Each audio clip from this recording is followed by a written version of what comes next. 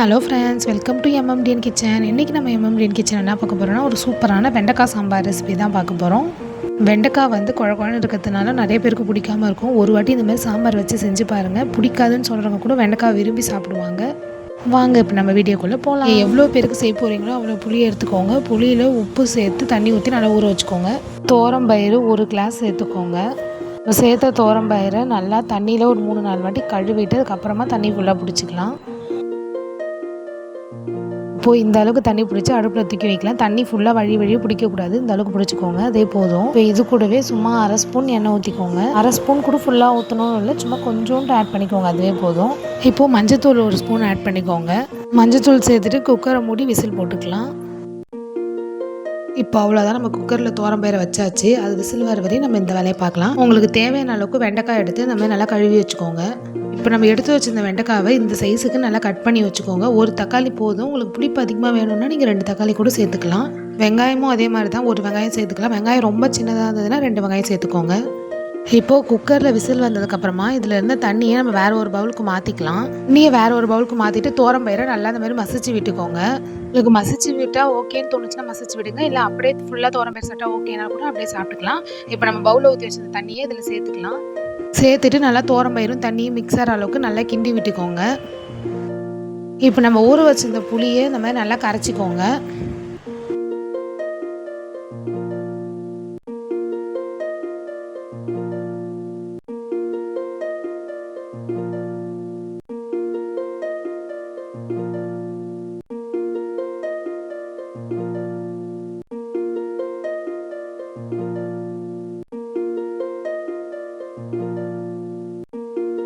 இப்போ ஒரு கடாயை எடுத்து அடுப்பில் வச்சுட்டு தேவையான அளவுக்கு எண்ணெய் ஊற்றிக்கோங்க. அப்படி இல்லைனா 1.5 இல்லை 2 ஸ்பூன் அளவுக்கு எண்ணெய் ஆட் பண்ணிக்கோங்க.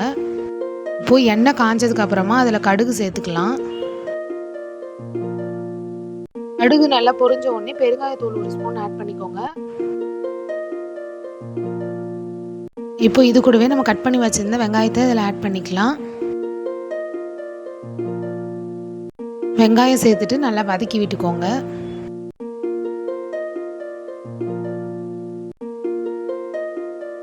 வெங்காயம் இந்த அளவுக்கு வதங்கினதுக்கு அப்புறமா நம்ம கட் பண்ணி வச்சிருந்த தக்காளி இது கூட சேர்த்துட்டு நல்லா வதக்கி விட்டுக்கோங்க.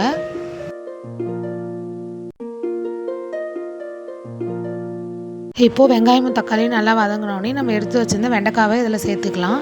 வெண்டைக்காய் சேர்த்துட்டு வெங்காயம் தக்காளி நல்லா மிக்ஸ் ஆகிற அளவுக்கு நல்லா வதக்கி விட்டுக்கோங்க.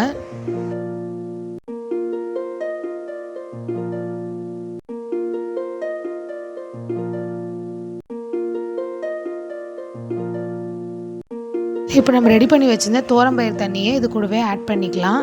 ஆட் பண்ணிவிட்டு நல்லா கிண்டி விட்டுக்கோங்க, எல்லாம் மிக்ஸ் ஆகிற அளவுக்கு. இப்போ பாருங்கள், நம்ம சேர்த்த கொஞ்ச நேரத்துலேயே நல்லாவே கொதிக்குது. எப்போவுமே குக்கர்லேயே சாம்பார் வச்சு போர் அடிச்சிச்சுன்னா ஒரு வாட்டி இந்தமாதிரி கடாயில் செஞ்சு பாருங்கள். இந்த சாம்பார் இன்னுமே டேஸ்ட்டாக இருக்கும். இப்போ இந்த ஸ்டேஜ் வந்ததுக்கப்புறமா நம்ம கரைச்சி வச்சிருந்த புளி தண்ணியை அதில் ஆட் பண்ணிக்கலாம். புளி தண்ணியை வடிகட்டி ஆட் பண்ணிக்கோங்க.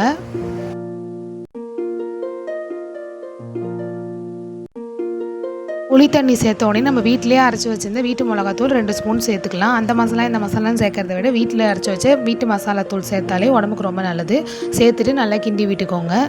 எப்போவுமே சாம்பார் செய்யும்போது கடையில் வாங்கின மசாலா போடுறத விட நம்ம வீட்டிலே அரைச்ச மசாலா போட்டாவே இன்னும் சாம்பார் டேஸ்ட்டாகவும் இருக்கும், நல்லா வாசனையாகவும் இருக்கும். இப்போ பாருங்கள், இருக்க நம்ம சாம்பார் நல்லாவே கொதி வருது. இப்போ பாருங்கள், இந்த அளவுக்கு நல்லா கொதிக்கும் போதெல்லாம் நீங்கள் பக்கத்துலேயே இருந்து பார்த்துக்கிறீங்கன்னா ஓகே. நீங்கள் எங்கேயாவது வெளில எட்டைக்கு போகிற மாதிரி இருந்தால் சிம்மில் வச்சுட்டு போங்க. சாம்பாரை ஒரு 10 நிமிஷத்துக்கு ஒரு வாட்டி கிண்டி விட்டுட்டே இருங்க, அப்போ தான் அடி பிடிக்காமல் இருக்கும். அதனால் நல்லா கிண்டி விட்டுட்டே இருங்க. இப்போ பாருங்கள், உங்களுக்கே நல்லா டிஃப்ரென்ஸ் தெரிஞ்சிருக்கும். நம்ம ஸ்டார்டிங்கில் எப்படி வச்சோம், இப்போ சாம்பார் எந்த அளவுக்கு நல்லா கொதிச்சிருக்குன்னு. இப்போ அவ்வளோதான், இந்த அளவுக்கு நல்லா கொதிச்சோடனே அடுப்பு ஆஃப் பண்ணிக்கோங்க. நம்ம சாம்பார் ரெடி ஆகிடுச்சு. இப்போ நம்ம சாம்பாரை வேறு ஒரு பவுலுக்கு மாற்றிக்கலாம். அவ்வளோதான், நம்ம சூப்பரான சாம்பார் ரெடி ஆகிடுச்சு. நீங்களும் மறக்காமல் வீட்டில் ட்ரை பண்ணி பார்த்துட்டு எப்படி இருந்ததுன்னு சொல்லுங்கள். வீடியோ பிடிச்சிருந்தா லைக் பண்ணுங்கள், கமெண்ட் பண்ணுங்கள், ஷேர் பண்ணுங்கள். மறக்காமல் சப்ஸ்கிரைப் பண்ணிக்கோங்க. தேங்க்யூ ஃபார் வாட்சிங்.